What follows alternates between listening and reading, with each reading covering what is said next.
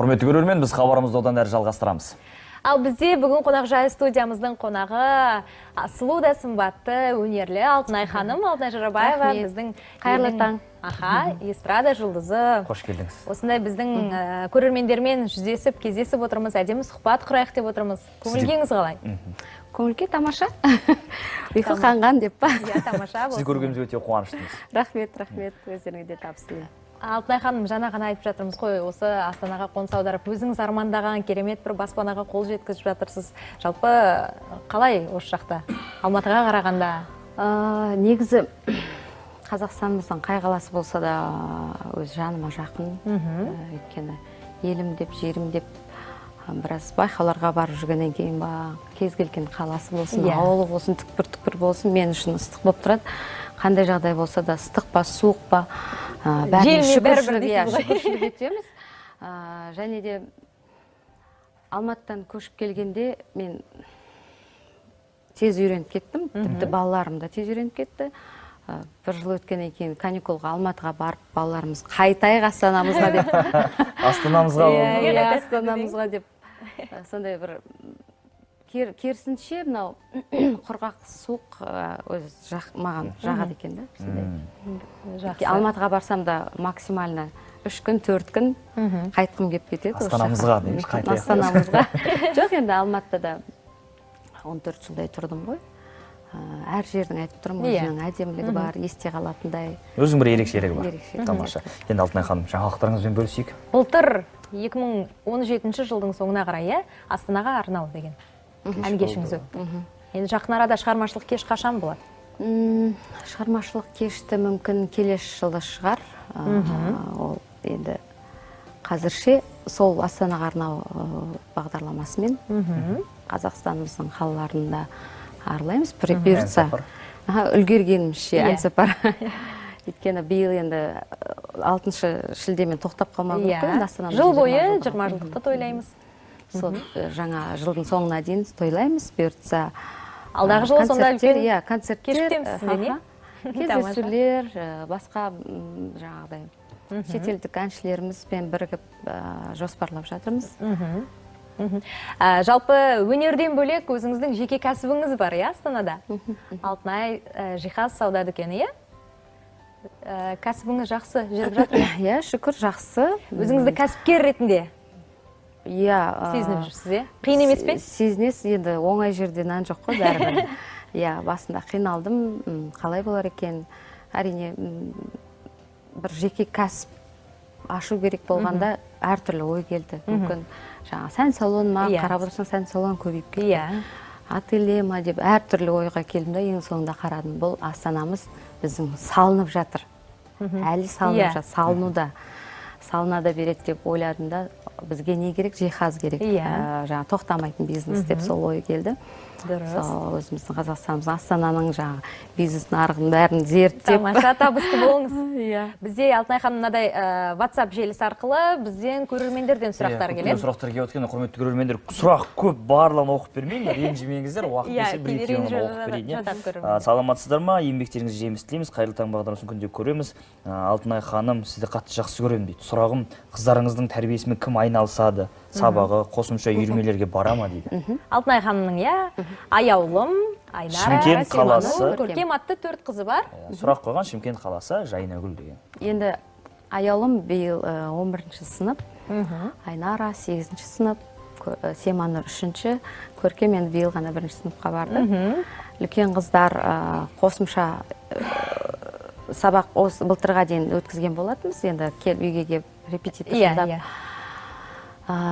Семанur қалып сабағын аяқтап тамамдап келеді, Көркеммен де айналысамыз, бірақ бәрібір өзім қадағалаймын.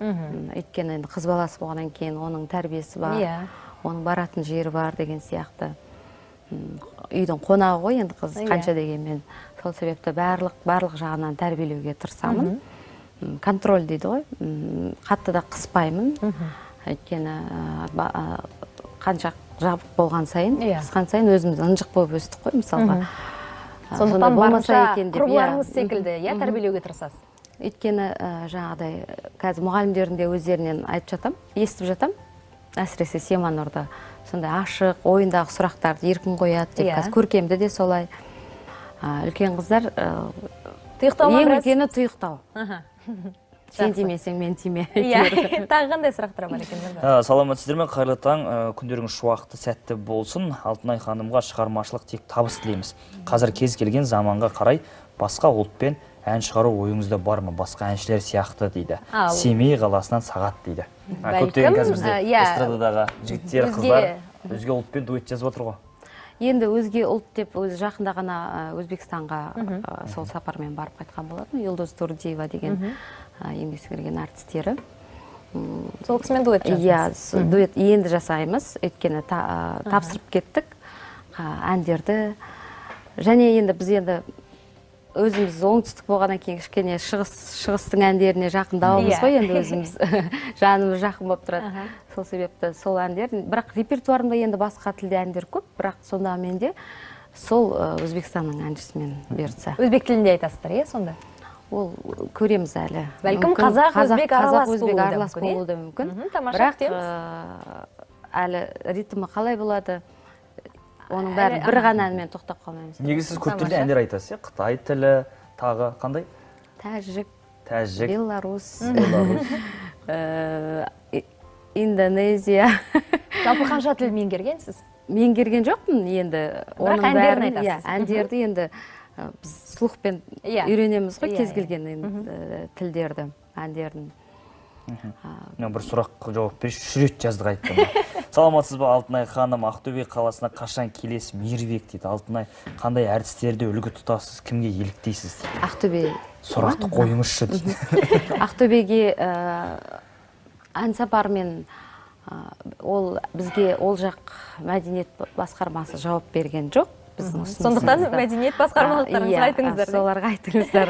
Мен концертпен барғанда да барып сол жақтың жергілікті оркестрмен, симфониялық оркестрмен сол әндерімді жаңағыдай айтқым келеді. Сол жерде концертте тек қана барып өз жаңағы фонограмма дейді ғой, фонограмма болғанда плюсовка емес, минусовкамен ғана емес, ол жерде 50% оркестрмен орындалып келеді. Сондай ұсыныс тастаған болатынбыз. Павлодар, Оңтүстік Қазақстан бәрі жауап берді. Ақтөбе жауап берген жоқ маған. Күтеміз, иә, сондықтан. Ақтөбе келісін жауап беріңіздер. Соңғы сұрақ болсын, құрметті көрермен. Жаңа тағы да бір не деді? Тағы бір сұрақ болды. Үлгі тұтасыз. Мен үшін Қазақстан эстрадасында болсын, классикті әншілер болсын, бәрін жақсы көремін. Бәрін тыңдаймын. Өткенде де айтып жатырмын ғой, мен рэперлерді де тыңдаймын, классиктерді де тыңдаймын. Жанр талғамайсыз. Қазақ этно стиліндегілер бәрін тыңдаймын. Мен тыңдаймын, өйткені мен үшін әрқайсының орны бөлек, және мен оларда мүмкін алатын жерлерім болатын шығар. Сол себепті үлгі тұтатын әншілерім көп, барлығын сыйлаймын. Жақсыдан үйреніп, жаманнан жиреніп, өзіңізге керегін аласыз, иә? Тамаша. Алтынай ханым, бізде мынадай бір қысқа ғана ойын бар. Біз сізге сұрақтар қоямыз, сіз иә, жоқ деп қана жауап бере аласыз, және тез жауап бересіз. Шын жауап беру керек, иә, немесе жоқ. 10 сұрақ қана қысқа. Үй шаруасын жақсы көресіз бе? Қазір жақсы көрмеймін. Бұрын жақсы көретін. Бірақ кіріссем тоқтамай қаламын. Күтуші ұстайсыз ба? Иә. Өзіңізді жол болғыштардың қатарына жатқызасыз ба? Иә, өте. Кешірімшілсіз бе? Өзіңізге көңіліңіз тола ма? Толады. Бақыттың кілті отбасында? Иә. Сіз бақыттысыз ба? Иә, бақыттымын, шүкір. Қайырымдылықты көп жасайсыз ба? Иә. Қайта тұрмыс құруға дайынсыз ба? Енді оны Алла көрсетеді. Қыздарыңызды өзге ұлттың азаматына тұрмысқа бере аласыз ба? Мен ондайға негіз қарсымын.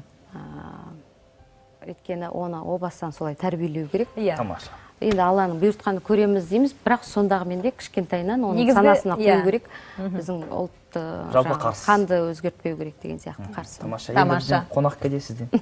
Қандай ән? Бақыттай, жаңа өзіңіз айтқандай. Сіздер